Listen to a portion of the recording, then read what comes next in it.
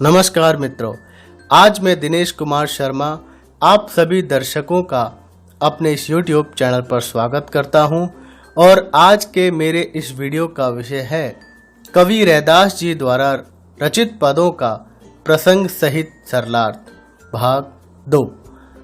सरलार्थ के दूसरे भाग को देखने से पहले अगर आपने इस पाठ के सरलार्थ भाग 1 को नहीं देखा है तो स्क्रीन पर दिखाई दे रहे आई बटन पर क्लिक कीजिए।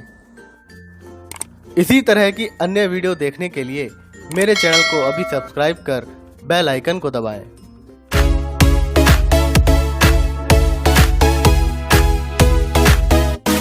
तो आइए पाठ का शुभारंभ करते हैं।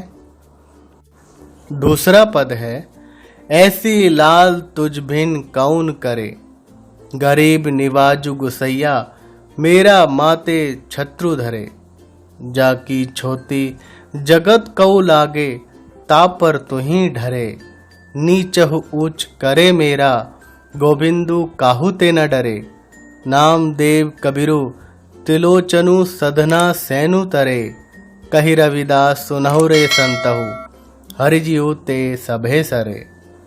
प्रसंग। प्रस्तुत पद हमारी हिंदी की पाठ्य पुस्तक स्पर्श भाग 1 से संकलित कवि रैदास जी द्वारा रचित पद रैदास के पद से लिया गया है। इन पंक्तियों में कवि रैदास जी ने अपने आराध्य की महिमा का गुणगान किया है। पहली पंक्ति है, ऐसी लाल तुझ बिन कौन करे। संत कवि रैदास मूलतः भक्त हैं, जिनके लिए परब्रह्म की प्राप्ति पूर्ण समर्पण एवं अंतःकरण की उचित खोज से ही संभव है। कवि रैदास जी कहते हैं कि उनके स्वामी ऊंच नीच का ध्यान दिए बिना निम्न कुल के भक्तों को भी बराबरी का स्थान देते हैं। मेरे ऊपर इतनी कृपा तुम्हारे अलावा और कौन कर सकता है, अर्थात मुझ पर तुम्हारी कृपा हमेशा बनी रहती है। अगली पंक्ति है, गरीब निवाज गुसैया मेरा माथे छत्रु धरे।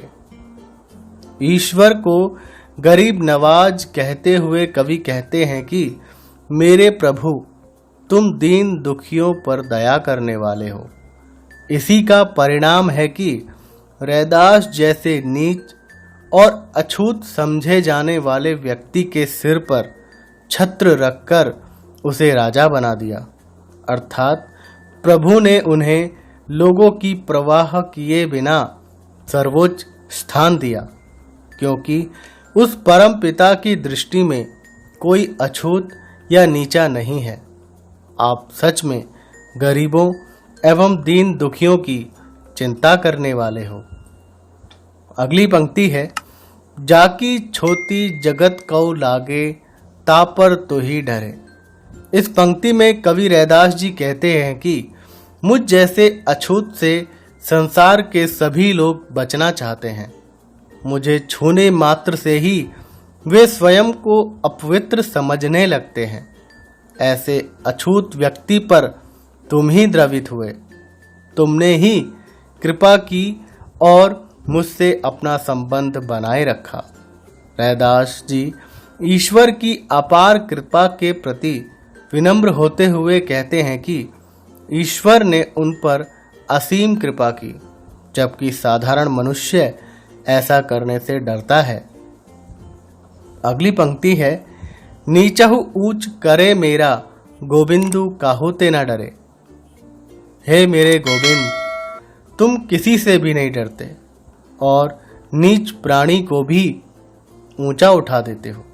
प्रभु इतने महान हैं कि वे निडर होकर बिना किसी की परवाह किए निम्न स्थिति वाले व्यक्ति को भी उच्च स्थिति में ला देते हैं।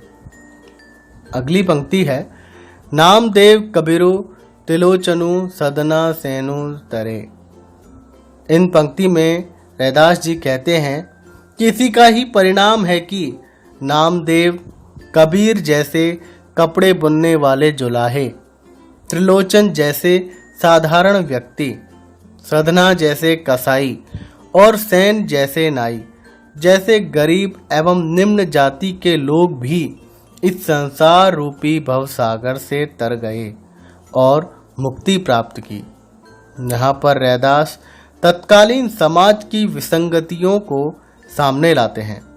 तत्कालीन समाज में व्याप्त छुआछूत, असमानता, भेदभाव, जाति पाति का आडंबर आदि को कवि ने स्पष्ट रूप से दर्शाया है। अगली पंक्ति है, कही रविदास सुनहु रे संतहु, हरि जियु ते सभे सरे। कवि रैदास जी संतों को संबोधित करते हुए कहते हैं कि हे संत जनों, हरि जी अर्थात प्रभु इस संसार में सब कुछ करने में समर्थ हैं, वे कुछ भी कर सकते हैं। इसलिए सभी संतों को ईश्वर की शरण में जाना चाहिए, क्योंकि वही उन्हें भवसागर से पार लगा सकते हैं अर्थात मुक्ति दिला सकते हैं। अगर वीडियो पसंद आया हो तो वीडियो को लाइक कीजिए और अपने दोस्तों के साथ इस वीडियो की जानकारी को शेयर कीजिए। और आपको ये वीडियो कैसा लगा मुझे कमेंट बॉक्स में लिखकर अवश्य बताएं। और इसी तरह हिंदी भाषा से संबंधित क्विज, पाठों के एनिमेटेड वीडियो, कविताओं के सरलार्थ और पाठ के प्रश्नोत्तर की जानकारी प्राप्त करने के लिए मेरे चैनल को सब्सक्राइब करें। एक नए वीडियो में आपसे फिर मुलाकात होगी। धन्यवाद। आपका दिन शुभ रहे।